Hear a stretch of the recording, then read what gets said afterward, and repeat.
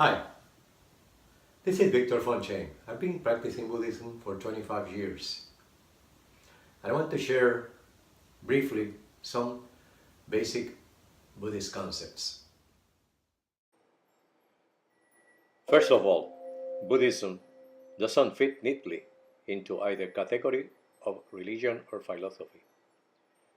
When people asked Buddha what he was teaching, he said, he teaches the way things are. He said nobody should believe in his teachings out of faith, but instead they should examine for themselves to see if they are true or not. So I'm going to give you 10 reasons why Buddhism will enrich your path. 1. There is no Buddhist God. Different schools of Buddhism have different views about who the Buddha was. Some say he was an ordinary human being who discovered the path to awakening. Others say he was already enlightened, but followed the path to show us how it's done. But one thing is certain, he was not a god, deity, or a divine being. His faculties were purely human. Any of us can follow his path, and our enlightenment will be exactly the same as his. Ultimately, we are no different from him, and vice versa. 2. It's about your basic goodness. Buddhism is not about salvation or original sin. It's not about becoming something different or going somewhere else, because both you and your world are basically good. With all its ups and downs, this world of ours works. It warms us, it fits us, it offers us color, sound, and touch. We don't have to struggle against our world. It is neither for us nor against us. It's a simple, vivid world of direct experience we can investigate, care for, enjoy. 3. But the problem is suffering. The answer is waking up. Buddhism exists to address one problem, suffering. The Buddha called the truth of suffering noble because recognizing our suffering is the starting place and inspiration of the spiritual path. The second noble truth was the cause of suffering. In the West, Buddhists call this ego. It is a small word that encompasses pretty much everything that's wrong with the world. Because according to the Buddha, all suffering, large and small, starts with our false belief in a solid, separate, and continuous I, whose survival we devote our lives to. 4. The way to do it is by working with our mind. So according to the Buddha, the problem is suffering. The cause is ignorance. The remedy is waking up. And the path is living mindfully, meditating, and cultivating our wisdom. There is only one place that all that happens is in our mind. The mind is the source of both our suffering and our joy. Meditation, or taming the mind, is what gets us from one to the other. Meditation in Buddhism, basic remedy for the human condition. The Buddhist path of meditation begins with practices to calm our wild mind. Once the mind is focused enough to look undistractedly into reality, we develop insight into the nature of our experience, which is marked by the impermanence, suffering, non-ego, and emptiness. We naturally develop compassion for ourselves and all beings who suffer, and our insight allows us to help them skillfully. Finally, we experience ourselves and our world for what they have been since beginningless time, are right now, and always will be. Nothing but enlightenment itself, great perfection in every way. 5. No one can do it for you, but you can do it. In Buddhism, there is no savior. There is no one who's going to do it for us. No place we can hide out of for safety. We have to face reality squarely, and we have to do it alone. Even when Buddhists take refuge in the Buddha, what they're really taking refuge is in the truth that there is no refuge. No seeking protection is the only real protection. So, that's the bad news. We have to do it alone. The good news is we can do it. As human beings, we have the resources we need: intelligence, strength, loving hearts, and proven effective methods. Because of that, we can rouse our confidence and renounce our depressions and resentments. But while no one can do it for us, help and guidance is available. There are teachers, women and men who are further along the path, who offer us instructions and as inspiration. They prove to us it can be done. Our fellow practitioners support our path while never allowing us to use them as crutches. The Buddhist teachings offer us wisdom that goes back 2600 years to the Buddha himself. We can go right to the source because the lineage that started with Gautama Buddha is unbroken to this day. 6. There is a spiritual, non-material reality. Some people describe Buddhism as a rational, scientific religion, helping us lead better and more caring lives without contradicting our modern worldview. It is certainly true that many Buddhist practices work very nicely in this modern world, don't require any exotic beliefs, and bring demonstrable benefits to people's lives. But that's only part of the story. Buddhism definitely asserts there is a reality that is not material. Other religions say that too. The difference is that in Buddhism, this spiritual reality is not God, it is mind. This is something you can investigate yourself. Is my mind made of matter or it is something else? Does my mind have characteristics like thoughts, feelings, and identity, or is it the space within which these things arise? Does my mind change constantly or is continuous? It is one thing or many. What is the boundary of my mind? It is large or small.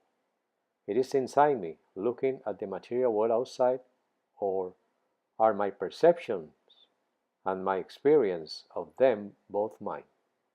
And if so, perhaps it is material world we should be questioning the reality of. 7. But you don't have to take anything on faith. There is not received wisdom in Buddhism, nothing we must accept purely on the basis of somebody else's spiritual authority. The Dalai Lama has said that Buddhism must give up any belief that modern science disproves. The Buddha himself famously said, "Be a lamp unto yourself," and told his students they must test everything he said against their own experience. But it's easy to misinterpret this advice. Our modern egos are keen to take advantage of it. While we shouldn't accept what others say at face value, this doesn't mean we should just accept what we tell ourselves. We have to test the teaching of Buddhism against our direct life experience, not against our opinions. 8.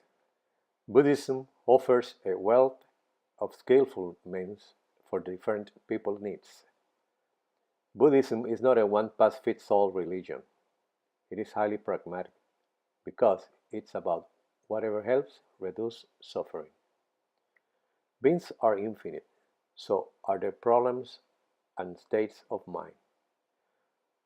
Buddhism offers a wealth of skillful means to meet their different needs.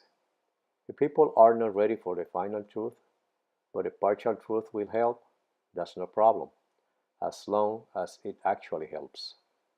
The problem is that things that feel helpful, like going along with our usual tricks, can sometimes make things worse. So the Buddhist teachings are gentle, but they are also a bit tough. We need to face the ways we cause ourselves and others suffering. Buddhist meditators have been studying the mind for thousands of years. In that time, they've tested and proven many techniques to tame the mind, lessen our suffering, and discover who we are and what is real and what is not. There are meditations to calm and focus the mind, contemplations to open the heart, and ways to bring ease and grace to the body. It's fair to say, as many people have, that Buddhism is the world's most developed science of mind. 9. It's open, progressive, and non institutional. While Buddhism is in its Asian homelands can be conservative, convert Buddhists in the West are generally liberal, both socially and politically. Whether this is an accident of history or a natural reflection of the Buddhist teachings, Buddhist communities embrace diversity and work against sexism and racism. Identities of all sorts, including gender, nationality, ethnicity, and even religion, are not seen as fixed and ultimately true. Yet they are not denied. Differences are acknowledged, celebrated, and enjoyed. Of course, Buddhists are still people and they're still part of our society, so it's a work in progress, but they're trying. 10. And it works. We can see or measure subjective experience, so we can't judge directly the effect Buddhism is having on someone else's mind and heart, but we can see how they act and treat other people. We can hear what they say about what they're experiencing inside. What we find is that Buddhism works. For millennia, Buddhism has been making people more aware, caring, and skillful. All you have to do is meet someone who's been practicing meditation a lot to know that. In our time, hundreds and thousands of Americans are reporting that even a modest Buddhist practice has made their life better. They are calmer, happier, and not as carried away when strong emotions arise. They are kinder to themselves and others. But it's really important not to burden ourselves with unrealistic expectations. Change comes very slowly. You'll also see that when you meet a Buddhist meditator, even one who's been at it for a long time, don't expect perfection. We are working with patterns of ignorance, greed, and anger that have developed over a lifetime, if not much longer. Changes come slowly for most of us, but it does come. If you stick with it, that's guaranteed. Buddhism works. So the story of Buddhism can be traced back 563 BCE or before Common Era, when Prince Siddhartha Gautama achieved enlightenment, awakened to the ultimate reality, becoming a Buddha, which means the awakened one. During his life, he developed a system for all human beings to achieve enlightenment through the study and practice of the teachings, and he called them Tripitaka or three baskets. The first basket that he taught his disciples were the Dharma or the Buddhist teachings. The second basket was the Tantra or the Buddhist practices. And the third basket is the Abhidharma Pitaka, which contains a profound moral psychology and philosophy of the Buddha's teachings or how the mind works. The first teaching ever given by the Buddha was to 5 student monks in a deer park. He spoke of the Four Noble Truths he had discovered while struggling for enlightenment. So the Four Noble Truths are: first, life is suffering.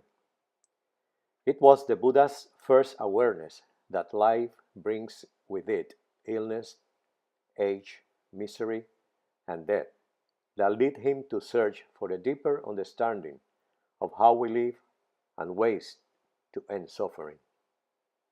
Second, the cause of suffering is desire and attachment. The reason there is a suffering is that people want things and they don't see what is real. The third noble truth: suffering can be eliminated. People can be free from suffering when they no longer want things.